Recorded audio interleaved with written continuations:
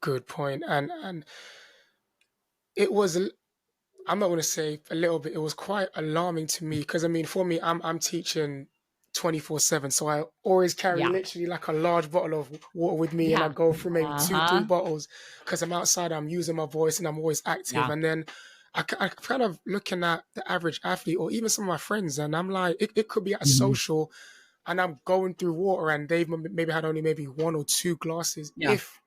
if that. So question for you, Amy, is like many athletes, I think, underestimate hydration. So, what are some easy ways to know if you're getting enough fluids? So first I'm going to give you a little statistic.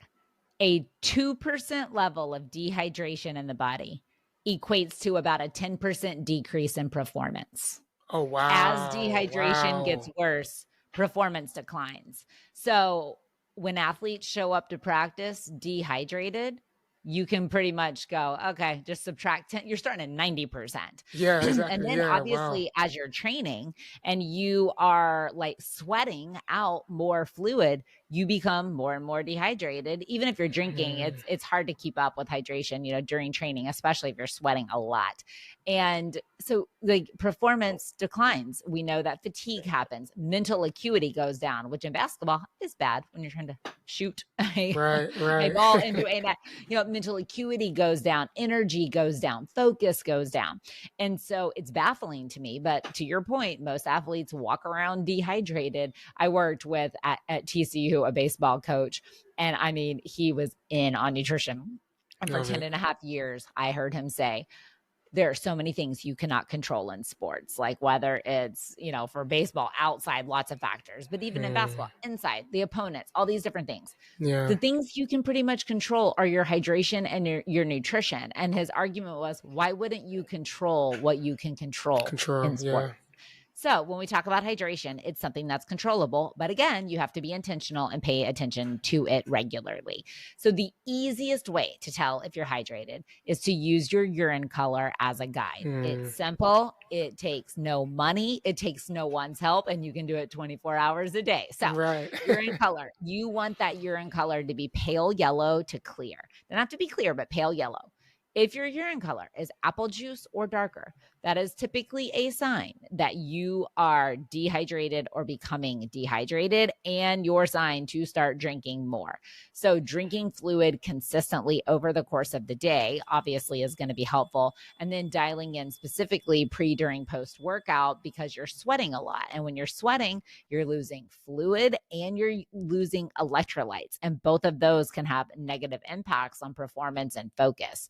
And so using that urine color, if you're going to basketball practice and it's in 45 minutes and your urine color looks like you just walked out of a juice bar and it looks like apple juice, you best get to drinking because the likelihood is you're already dehydrated before you even show Mm, up.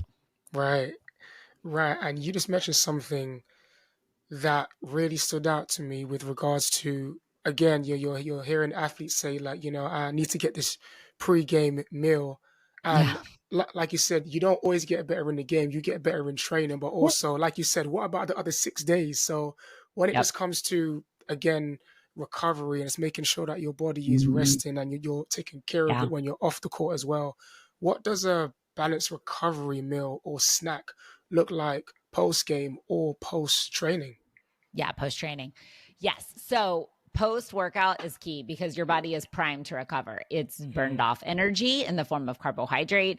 We've done damage to lean muscle mass. Even if you weren't lifting weights, if you were running and jumping on a basketball court, you've done damage to your lean muscle mass and you've been sweating. So you've lost fluid and you've lost electrolytes, which means we need to replace those three things. So after a workout or a game or a training session, whatever it is, the goal is really to consume nutrition as quickly as possible.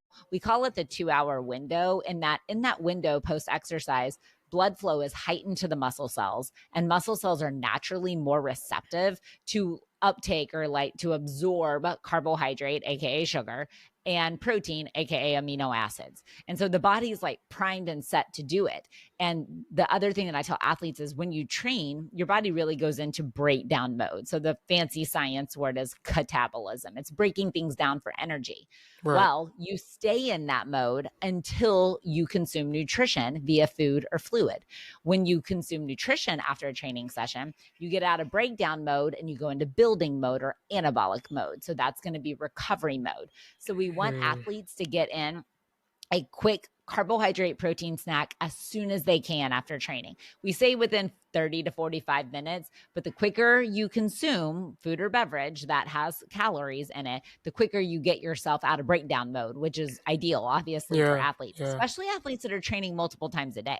That becomes key.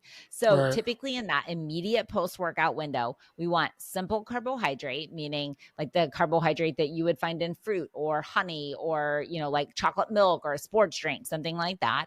And then typically about 15 to 25 grams of protein. If you're a larger athlete, you can go up to about 40 grams of protein. Typically, we use a lot of beverages in that place just because they're like often more convenient. A lot of athletes don't feel really hungry right after they trained, and we Mm, know they need fluid. So it's kind of a right. win-win-win.